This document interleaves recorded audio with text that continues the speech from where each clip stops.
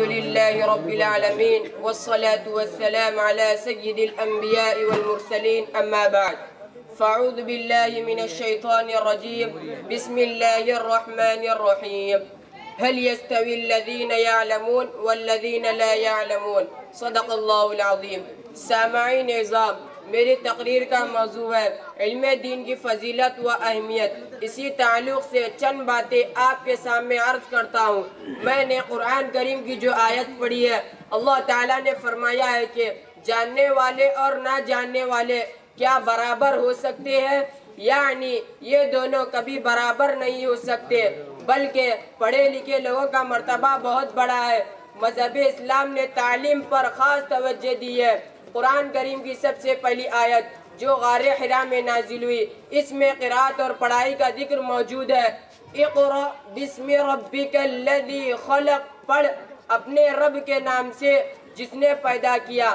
علم دین کی فضیلت و اہمیت کی وجہ سے ہمارے اکابر و اسلاف نے علم دین کے اصول میں وہ کوشش کی ہے جن کا تصور بھی نہیں کر سکتے.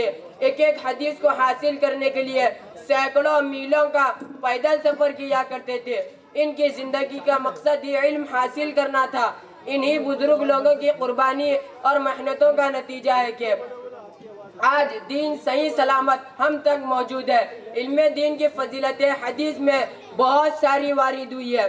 میں ان میں سے چند حدیث بیان کرتا ہوں. سامعین اعزام، علم دو طرح کا ہوتا ہے، ایک دنیاوی ایک اخروی. علم چاہے دنیاوی ہو یا اخروی ہو انسان کو عزت اور فضیلت عطا کرتا ہے، لیکن دنیاوی علم صرف دنیا تک محدود رہتا ہے اور اخروی علم انسان کو دنیا اور آخرت دونوں جگہ نجات دلاتا ہے. میں آپ سے پوچھتا ہوں کہ وہ کون سی چیز تھی جس نے آدم کو ملائکہ سے افضل بنا دیا؟ وہ کون سی چیز تھی جس نے انسان کو اشرف المخلوقات بنا دیا؟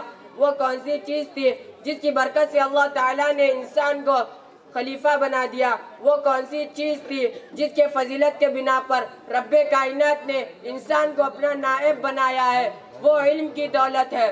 حضرت معاویہ رضی اللہ تعالیٰ عنہ سے روایت ہے کہ رسول اللہ صلی اللہ علیہ وسلم نے ارشاد فرمایا، جس کے ساتھ اللہ تعالیٰ بھلائی کا ارادہ فرماتے ہیں اس کو دین کی سمجھ عطا فرما دیتے ہیں.